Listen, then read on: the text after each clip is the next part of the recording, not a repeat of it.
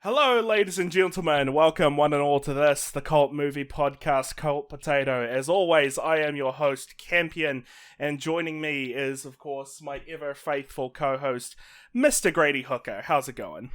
I'm going good. This time on the third intro, I wasn't indicted for several charges of fraud, so better intro this time for me. Well, you just admitted it yourself, so who's the fool now? Look, now you have to put in all three bungled intros. But we both know that's way too much work, and I cannot be bothered doing that. Well, Campion, the thing about editing is that it's hard. Speaking of things in general, I guess, what movie are we covering today, Grady? We are covering John Carpenter's The Thing. It is the ultimate in alien terror. Did you pull that from like a poster or the back of the box or something, or did you just... It's on the poster. I have that sitting in front of me. Oh, okay. Fair enough. Yes, John Carpenter's The Thing, one of the most celebrated in horror films, definitely among sci-fi horror, considered one of the all-time classics. Released in 1982, distributed by Universal, and of course, as it says right there, John Carpenter, the renowned and famed director, was of course the director of The Thing. This was adapted from an old novella that goes by Who Goes There, written by John W. Campbell, 1938. It's been adapted a few times. I know that there was specifically, before this film, there was another one called The Thing from Another World, which is where this movie's title comes from, The Thing. Way back in like the 50s. And it got a sequel in like 2011 as well. It's a very old story. To be fair, so was this one. This one was a pretty old story as well. There were a couple points in it where you were pulled back into this is an old movie territory. It screamed 80s quite a few times. Yeah, like it opens with our main character McCready playing chess against this very old like dot matrix looking PC. Yeah, and to be honest, this movie is the quickest I've gone from "aww" to "oh my god, what the hell is happening?" Yeah, I'm pretty sure I was messaging you live as I was watching it, and like my notes goes, "Oh, what a good boy / girl," because it starts with a nice doggo, and then I've just scratched in with vivid WTF right next to it. It's... Like, because, real talk, I don't watch a lot of horror. I'm not a big horror person.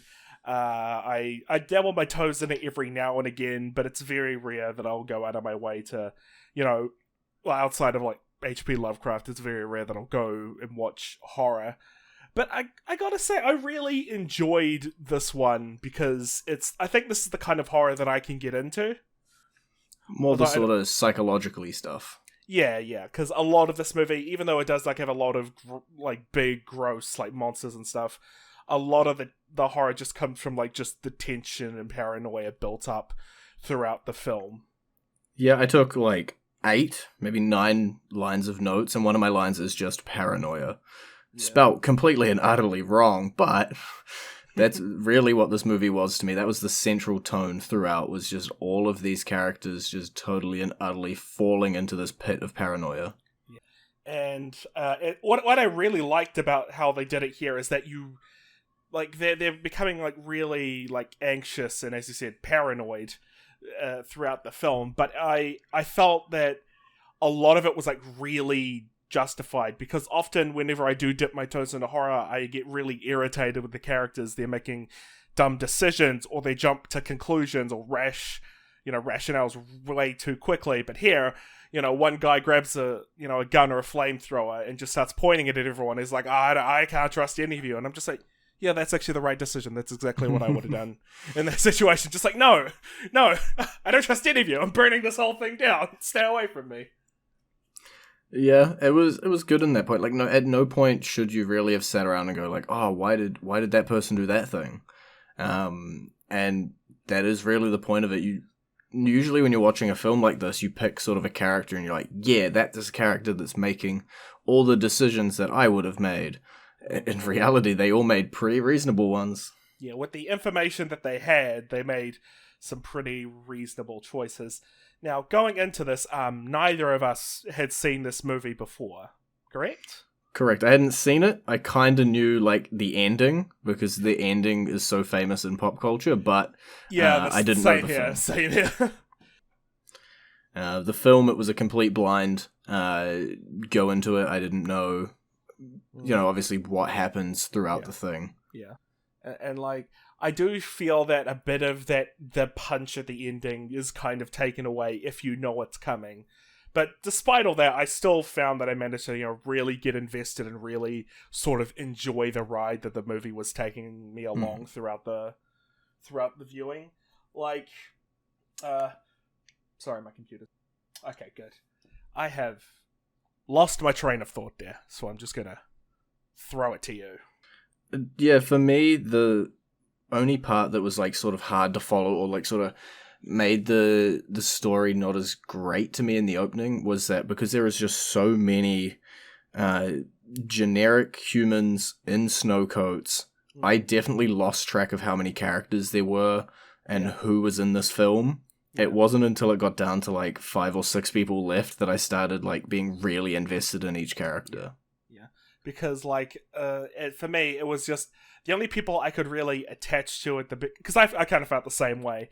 Like, they have a large cast, but that's kind of so they can, really thin the herd as the film goes along. But the way I honestly started identifying with people was mostly just through actors that I recognized. Like, oh, that's Kurt Russell. Okay, he's probably gonna be the main character. Oh, that's Keith David. Okay, I know him. Oh, Wilfred Brimley is the Doctor. Okay, I know them. Yeah, without that, you're kind of just lost to way too many characters, and I wouldn't say it made the deaths feel, like, not as impactful, but it just made, like, keeping track, because obviously I knew the concept, and I was trying to be like, oh, how many of them are left? How many are gonna die? How many's gonna happen over here? Or who's, trying to keep track of everything, and then another character would show up and be like, oh, you're still there. Oh, okay.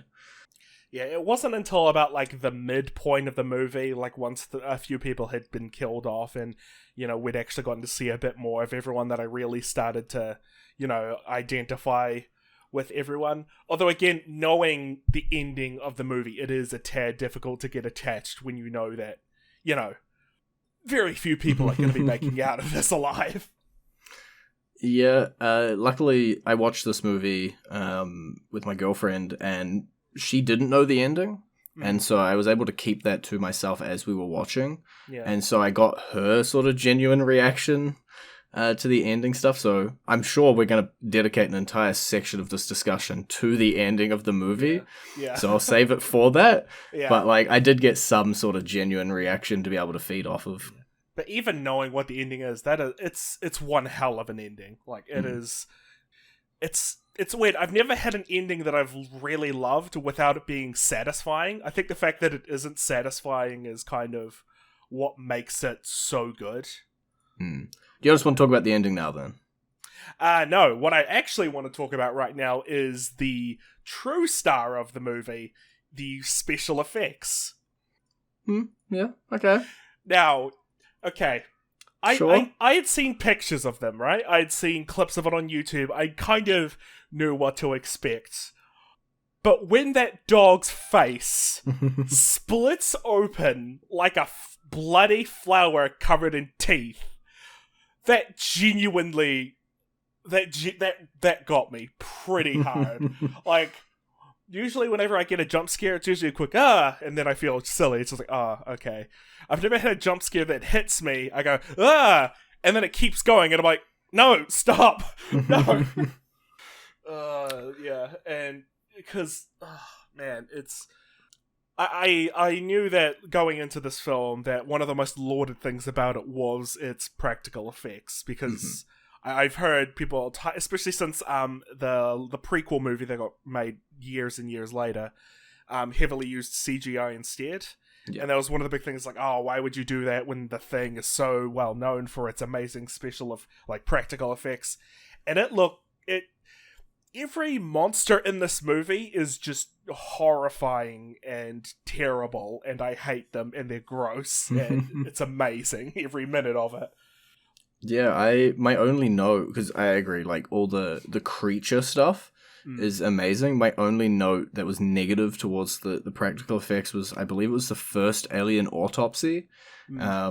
Just looked a little like plasticky. You're like lifting up a little layer of plastic and pulling out like pre-prepared organs. It was icky, which I'm assuming is what it was trying to get across to you, but it was just a little like fake icky. Yeah. But that was my only downside. Yeah, I see where you're going from. Like, when it's an actual, like, puppet that's sort of moving around and stuff, it looks fantastic. Because I think the sort of plasticky quality to the skin does kind of help to elevate the whole, you know, otherworldly alien feel of the creatures. But it just looks a lot better in motion. Yeah, rather than just static. Because the only time they really look good static is when they're on fire and burning. Although I will say that's a whole nother layer. Yeah, while that autopsy, yeah, I can see where you're going from. I do think I will defend the design of it though, because that image of like the two faces kind of melting together.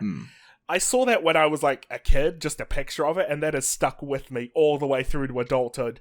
I saw that and I'm like, that's where that's from. Okay, that's a piece of childhood nightmares that I could square away now. Yeah.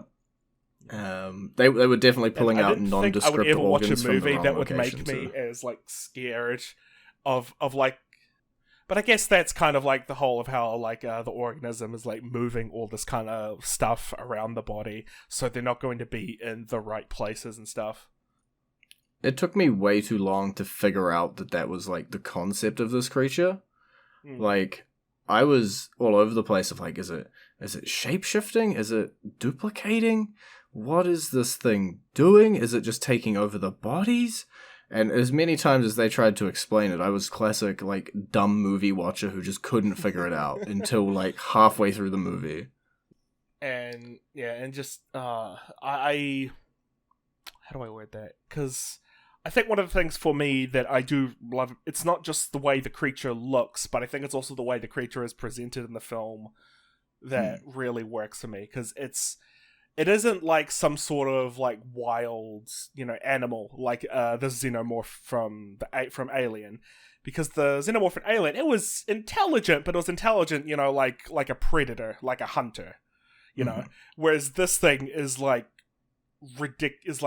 sentient, like a human, like it can plan, it can like the way it mimics people, it clearly displays, you know, this perfect level of, well, a level of intelligence that can clearly mimic exactly what a human is like. And I think just having just like a really intelligent monster just really helped to elevate just how terrifying this thing was. Like, I really love that moment where, like, immediately after discussing, we can use, you know, the blood bags that can help us to find the alien. And the alien it's already ahead of them and has already destroyed them. Yeah. It was, yeah, as you say, very, very smart, very intelligent, and I think that added to the creepy or the spooky factor, because it wasn't, as you say, just some sort of dumb wild animal that's jump scaring you every 10 seconds. It's a creature that is making you think, a creature that is making you always wonder if this person standing right next to you is a human or if it is a thing. Yeah. And just constant paranoia, even as a viewer. You sort of really got that, and you were like, oh my god, is this character, is he? Ooh, are they? I mean, the only person I knew that I could... Because, again, knowing the ending does kind of spoil this. I knew I could stick with Kurt Russell. That was about all I knew. Could you? Debated ending, which we will get to. I think that I didn't think I would ever be able to watch a film that would make me as terrified of like an Alaskan husky as this film, because, you know, it's adorable, but even before it reveals itself as the thing, just the way it's shot, and the way, by the way, shout outs to the animal handler for this film, because, you know, from what little I know of huskies, they are not the easiest things to manage.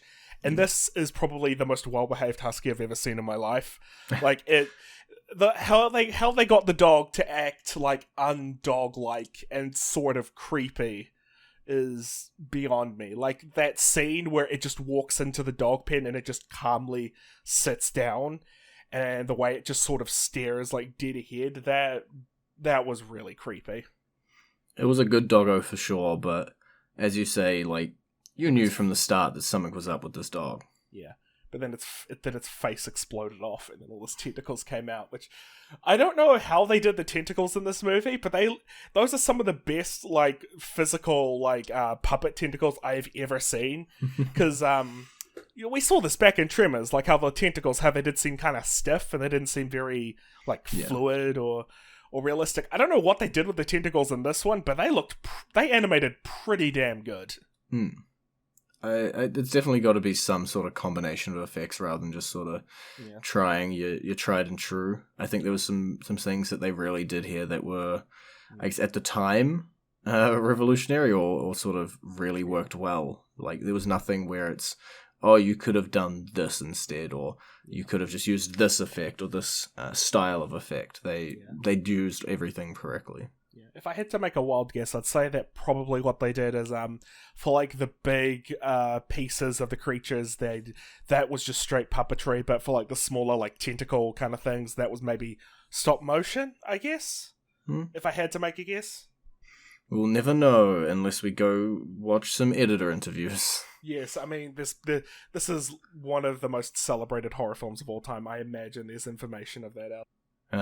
Well, talking about information, there's one piece that's just a pure factoid that I have here. Yep.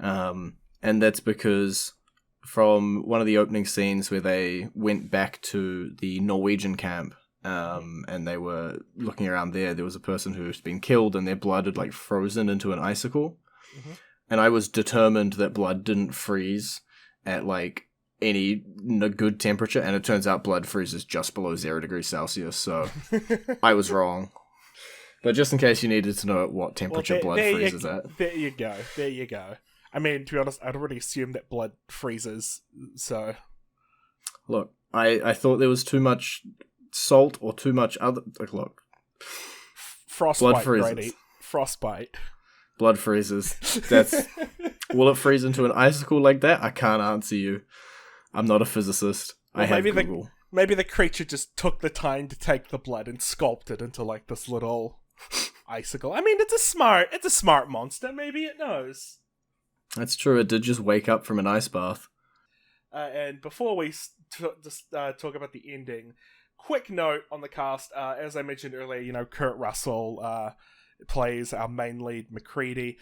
He's collaborated on a bunch of John Carpenter projects. Like, he was also in a previous film he did called Escape to New York. Later on, he would go to do... I can't believe I've forgotten that. Big Trouble in Little China. We were literally talking about it before we started recording. I don't know how I forgot of it. Keith David, who you might know from everything. Like, ever. That's the correct answer. He, incredibly prolific actor. Everything from Requiem for a Dream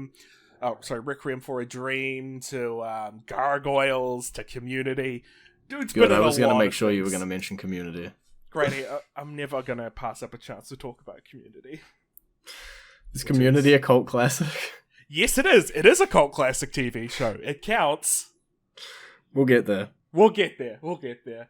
And, of course, Wilfred Brimley plays the Dr. Blair, an actor with a very long and very, storied career, who, unfortunately, will only be known by our generation as the guy who said diabetes.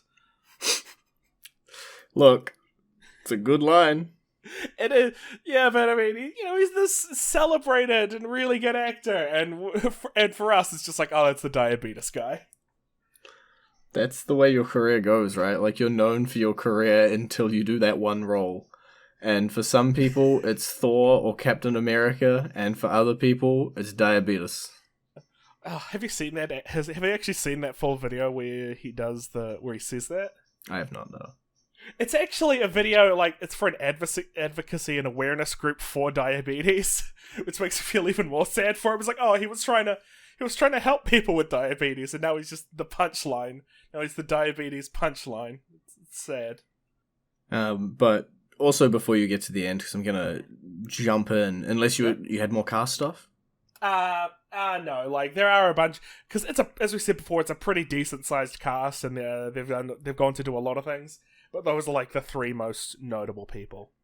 Yeah, I just a couple notes I had written down around like I found it interesting that they sort of plotted out. Also, it's hard to not talk about COVID in our current climate, but there was just a few Yeah. things like they were talking about how long until the world is fully assimilated, Yeah. and it was like 3 years. And there was some times where they're like, "Okay, guys, we gotta be socially distanced, basically. Like don't get near anyone, stay away from Yeah. everybody, or wear your masks and stuff." And it was quite fun to draw parallels now. Obviously, we're dealing with a deadly virus versus an alien that's trying to assimilate you. But Well, fortunately, COVID isn't nearly as deadly or as it isn't actively plotting our downfall. Like it is not sentient. No. Although, to be fair, during the early days of the pandemic, I did feel like taking a flamethrower and telling everyone to back away. So the parallels continue. It's like, no, you're not. If you're not 2 meters away. Flamethrower. Yeah. If you're more than 2 meters away, you won't get burned. I know a great astronaut that sells good flamethrowers. But, for the entirety of the film, I just kept wondering, it's like, why does an Antarctic research facility have so many flamethrowers and sticks of dynamite? I just couldn't get it through my head. It's just like, oh no, ice. That's right, because things freeze up. So of course they need to defrost it, so having a flamethrower would actually be somewhat useful. Okay.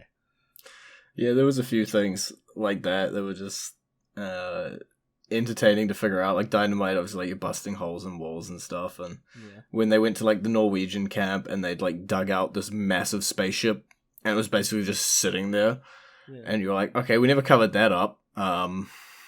Enjoy the spaceship, next person to come around, I guess. Well, to be fair, it's Antarctica, so it's the winter. So by the end of winter, that thing's gonna be under like 60 feet of snow. It's true. We don't know how many other sort of research bases are nearby either. All we know is they couldn't contact any of them on the radio. Well, I mean, we probably could figure it out. I mean, there is a map of Antarctica and the research bases. I mean, it's not like they try to keep that stuff secret. So, I mean, we could just Google it. That's only the ones they let you know about Campion. That's not the 15 million ones that they don't, that are underground in the ice. Which is where the thing lives. Well, it was frozen. I wouldn't call that exactly living. That's true. Well, it's surviving. Yeah. So anyway, Grady, the ending. The ending, huh? We're going into the ending with so many minutes left. To be fair, the ending is the most, in my opinion, well-known part of this movie. And for good reason. It's a pretty damn good ending. Like, leading up to this, by the way, the pacing in this film, absolutely brilliant. Like, I like how it starts on a really good... Okay, it turns out I did have more things to talk about before the ending. Go figure. I asked you nicely, and you said no, and now you remember I just them. remembered, okay? It starts off on this really nice, slow burn, kind of building up all that dread. Of course, you've got that fantastic score, that really helps to, ratchet up the tension. Because they don't tell you what's wrong with the dog. You just know something's wrong with him. Because, this crazy Norwegian guy is coming out, shooting at this, this poor little dog.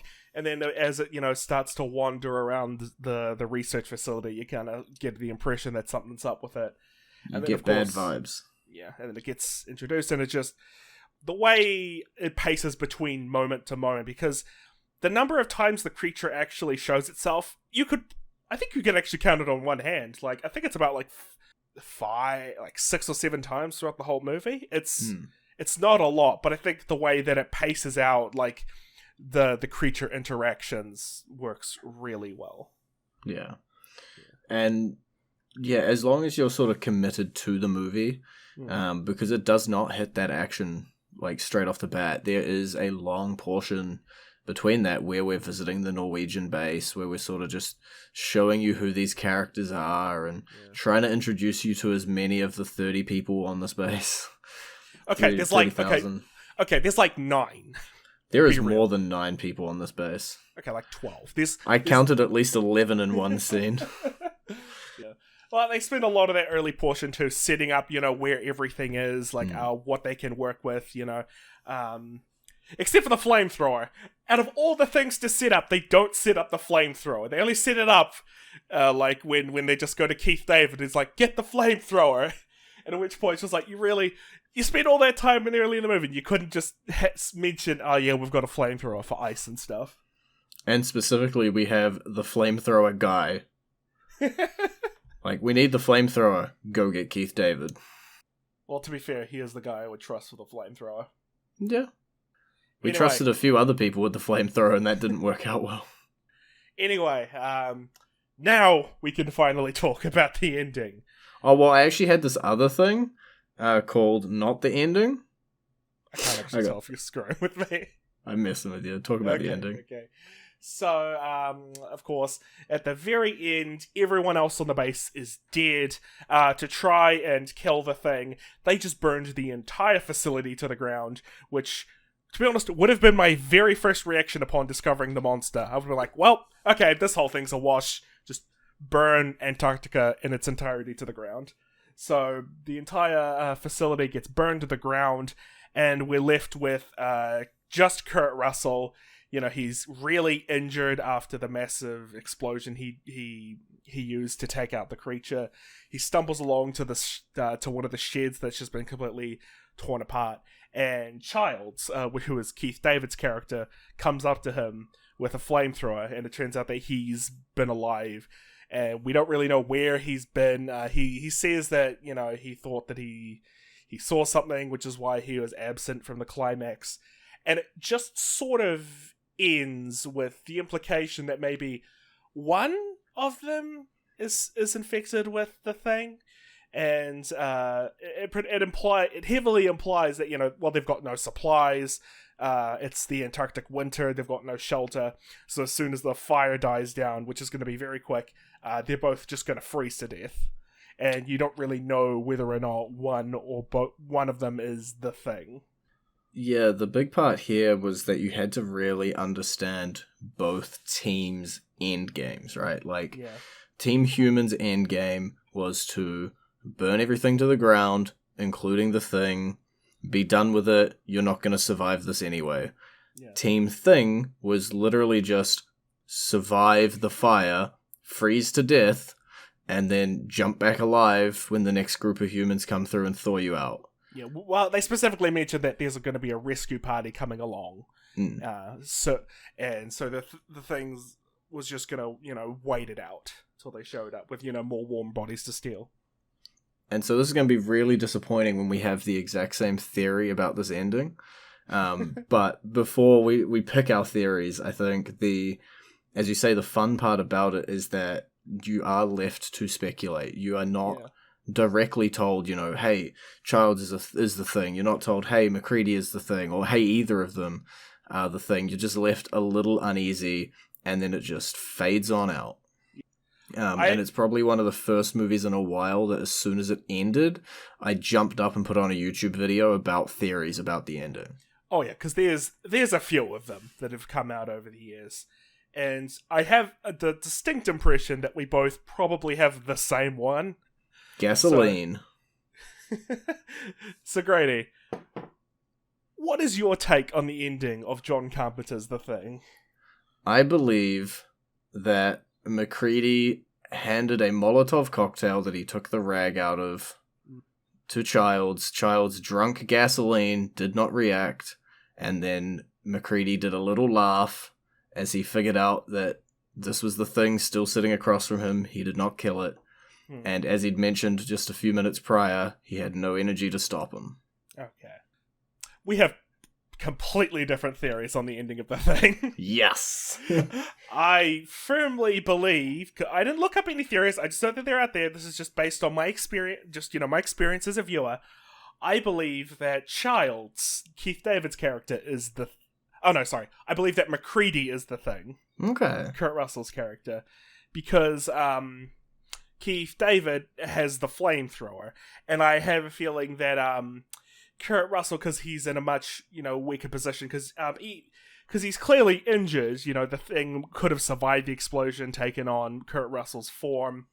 And, Keith David is the one with the flamethrower, so all he has to do is pull the trigger and completely immolate him. I think that if he was the thing, he wouldn't have bothered with the conversation. He would have just, set fire to him right then and there. So I think the thing is just kind of waiting Childs out, just so that he can see if he can save himself. Yeah, it's, I believe, confirmed in an interview with John Carpenter that one of them Mm-hmm. is the thing. So we've got the two competing theories going. Yeah. But so it could be either. Yeah, from what I didn't do a lot of... Okay, maybe I did look up a few theories. But from what I could tell, there are pretty strong arguments for both sides as well. Like, I know there's another one that Kurt Russell is breathing quite heavily, so you see, like, the smoke...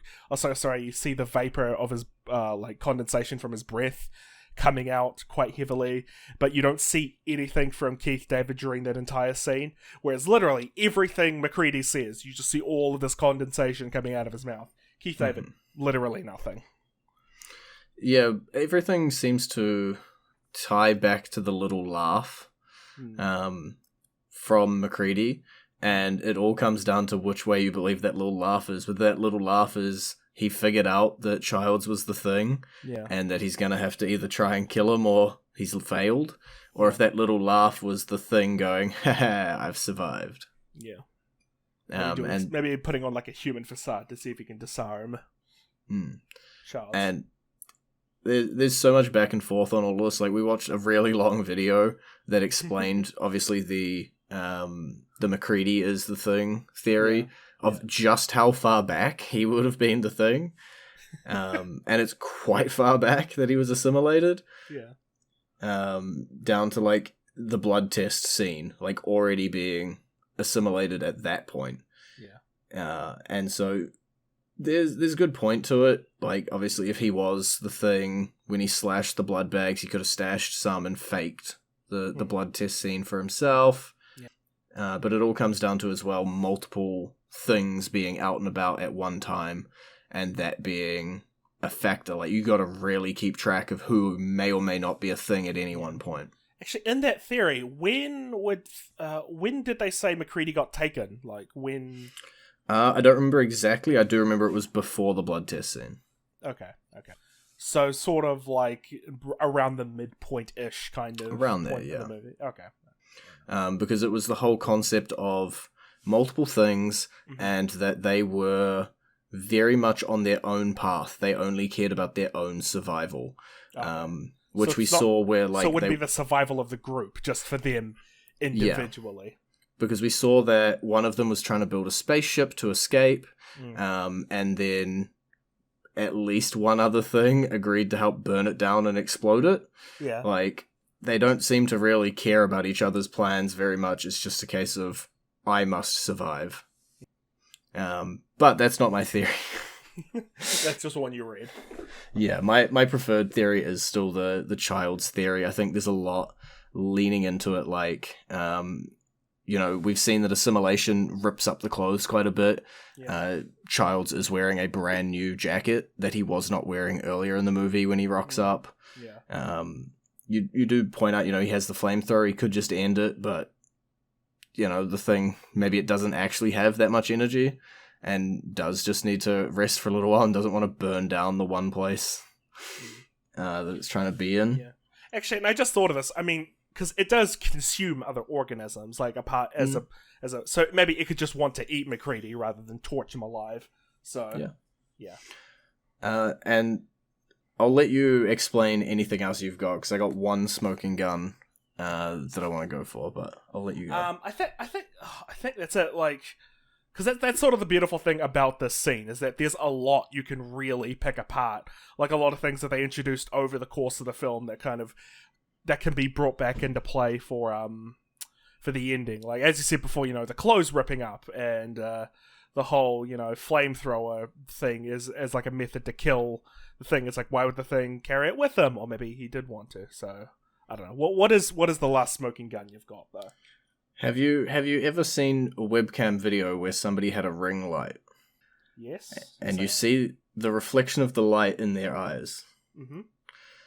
In this film, if you go back, and everyone's going to be like, oh, this is a fact everybody knows. Shush, I also read IMDb. The editor went through and removed the reflection in everybody's eyes as soon as they were assimilated. Really? And so you can see the reflection in the eyes of every human character and never in any thing assimilated character. I actually didn't know that. It's a thing you get on a rewatch. I have not rewatched it. I just read somebody else describe it. And so in the final scene, MacReady's eyes has a reflection, Child's eyes, maybe because of the lighting situation, maybe because there's a roof over them, but had no light reflection in his eyes. That's Dun, interesting. dun, dun! Although I think you know what the true answer to this is? They were both the thing. No, John Carpenter had no idea which one was the thing. He just didn't pick someone. He just left it completely ambiguous. Oh, yeah, that's entirely possible. That's probably what it was. He's like, you know what, I'm not going to pick one. I'm just going to imply it and then just see what happens. That sounds like something I'd do. Like, you guys decide. Yeah, I mean, at the end of the day, keeping it a mystery has helped add to the whole mystique of it. Like, he could have come out and said, oh yeah, this one's a thing, or this one's the thing, you know. But I think keeping it a mystery has really helped people to kind of... It's something that's kept people, you know, talking about the film and kept discussing it over the years. Like, we just spent a good 10 minutes just describing two completely and utterly different theories. Yeah. On who was the thing at the end, and that's not even touching on they were both the thing, or neither of them were the thing. Like, those are also options that could have been there. Sure. Like, it could just be neither. I think, like, before watching, because I knew about the ending, before watching this, I honestly just assumed that neither of them were the thing, and they both just, you know, they freeze to death out in the Antarctic tundra. Sad ending. Which one is yeah, it's kind of a sad ending. It's not a bleak ending, though. It's sad. It's not bleak because, you know, at least the human race is safe. Unlike some of the TV edits, which have a much, much bleaker ending. Yeah? Have you heard of those? No. Okay, so after all of this has happened, the whole thing's burned down, we cut to the next day, and we see a perfectly fine Alaskan husky just trotting along the Antarctic snow. Oh, that's boring. I don't like that. That's a horrible ending. Yeah, it's just like, yeah, the thing survived, yeah. Unsurprisingly, John Carpenter hates that ending. Yeah, there's a way better ending to theorize about. I'm not going to theorize about a goddamn husky. Well, it's just in that one, it's like, oh, the thing actually survived, and everything the protagonist did was for nothing. Well, that's kind of the ending we're assuming from the two in the hut at the end, but there's some mystery to it. Yeah. Well, there's also the implication that the thing is dead, at least, you know. Where it's like, oh, maybe the thing might be alive, whereas in the alternate ending, it's like, no, it's alive. Yeah. It's definitely alive. I know they did shoot a much more positive ending, where MacReady gets on a chopper and he has a blood test, and it turns out, no, he's human, he's not the thing anymore. But they never, they shot that just in case the studio would force them to change it, because they're like, we'll shoot the alternate ending just in case they don't like the original, because it's going to be a pain in the ass to get Kurt Russell to come all the way back. So while we've got him, let's just shoot this and just pray they don't make us change it. And so the studio didn't make them change it, so they're like, oh, good, so we don't have to use it. That's good. It's always horrible when a studio, you know, forces a significant rewrite, especially when it is like the climax of the film, the very ending. Yeah. Because that would have, again, been such a disappointing ending to this film if that's how they'd done it. Yeah. Because it's very rare you get a film that ends on sort of like an ambiguous cliffhanger, but it's still really good and really satisfying. I'm going to go out on a limb and say that if this movie had ended with either the husky or the blood test for MacReady, that it would not get to the cult classic status it has now. Like, I think a large portion of what it has done is because of that ending. Yeah. Because when it comes to a cult classic, you want something that's going to keep people, you know, circulating the tapes. Because typically they're things that aren't successful or they're not super popular. Like, and so, you know, that ending has helped people to keep talking about it over the years. So, yeah, I see where you're coming from for there. My final words on the thing are that, like, it's a fun little watch, even if you do know the ending.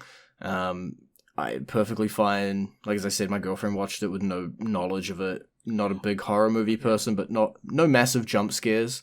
Yeah. Nothing that sort of like really. I wholeheartedly disagree. There were several points in the movie. That bit where the blood jumped out of the container, that got me pretty hard. Look, you just gotta not get so spook'em-deezy.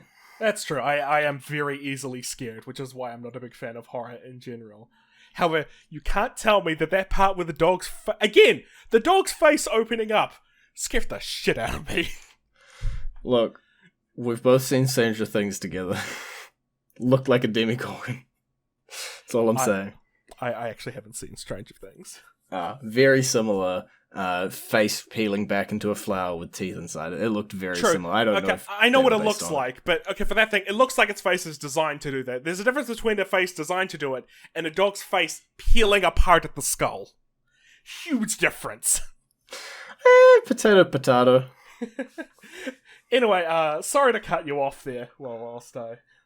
Oh, I had nothing more. Railed on about the husky. I am curious though. What was her reaction to the film as someone who didn't know like a lot about it or how it ended? I'm genuinely curious how she reacted to the ending. She very much enjoyed the build through it all, and yeah, when it came to the end, she had the initial assumption, much like you'd said, of like, oh, the way they just saved it, because that's the typical movie thing, right? Of like, oh, they killed the thing and they're both happy and they're sharing a drink before they freeze to death. And then I immediately brought up the gasoline theory, and then she like went down the rabbit hole with me, watching YouTube videos. We probably stayed up too late that night just watching YouTube theories on the thing, but was totally like enamored by it in that way and enjoyed the story throughout. There was no massive like turn off moments or anything like that. And as I like, for my final thoughts on this, as I said earlier, I'm not a huge horror person. I don't like being scared like at all, but sort of but I can appreciate like a damn good movie when I see it. Like the pacing in this was absolutely brilliant. Like it knew just when to turn up the tension and knew just when to ease back a bit and knew when to like to show you like, you know, a good scare. As has been the common theme for the past two shows that we've done, you know, fantastic prosthetics on like a really cool creature. You know, I'm a huge sucker for that. So, you know, you have that kind of thing in there. I will 100%, you know, at least give it a try. And compared to a lot of other horror films I've seen, because a lot of horror that I've been made to watch over the years have usually either gone for like really cheap kind of scares, or they go for some, you know, like, I don't quite know how to describe it. Like, because this film has jump scares, but I feel like it's really earned because a lot of it comes from like the absolutely fantastic tension they build up. Yeah, they're not a mile a minute. They're just nice, slow. They're not overused when they do happen, and as you say, yeah, the score has built them to the point of being used. It's not just like, boom, jump scare, 30 seconds later, here's another one. I mean, it's like an action film. The quiet scenes often matter just as much as the loud, explosive scenes.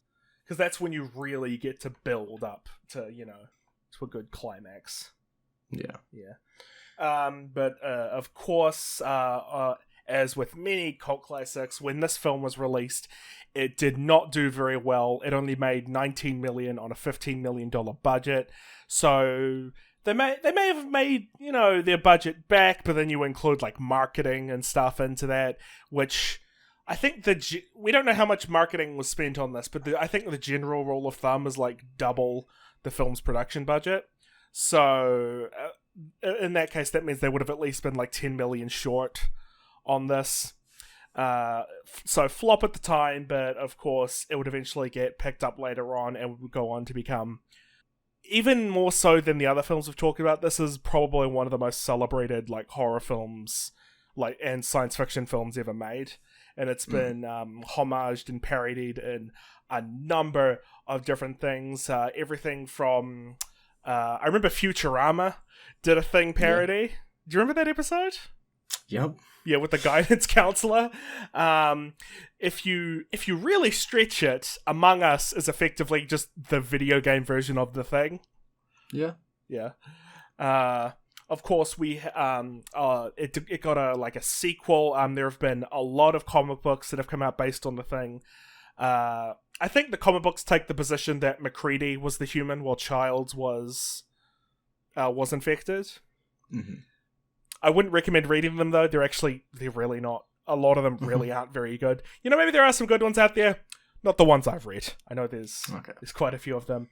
Of course, there was a sequel that came out in 2011, which I haven't seen, but I have heard is not very good, and it replaces all of the practical effects with this, even for the time, like this really cheap-looking CGI.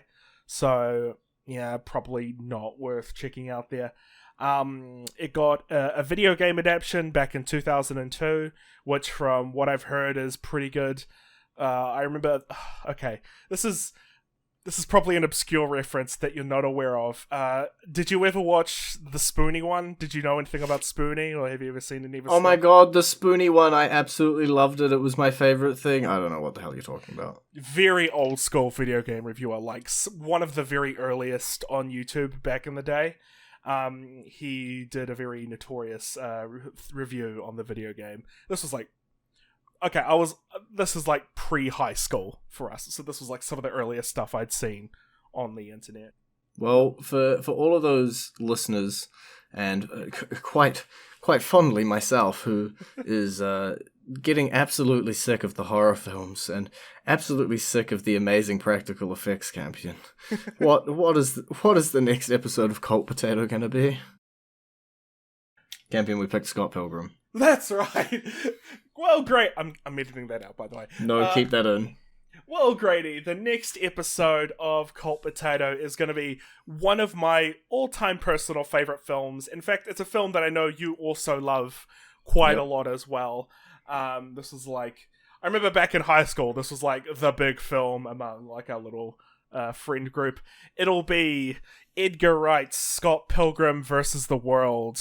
Fantastic movie. Really look forward to it. And before we close out, any final words, Grady? You better have kept that banter about the next movie title in. We'll see. We'll see. And before I close out the show, anything you want to plug? Nothing from me. Really? Look, my list of things is too long.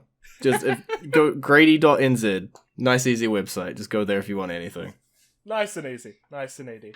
So, as always, we are Cult Potato. I will come up with a proper end soon. And, of course, we will see you all next time.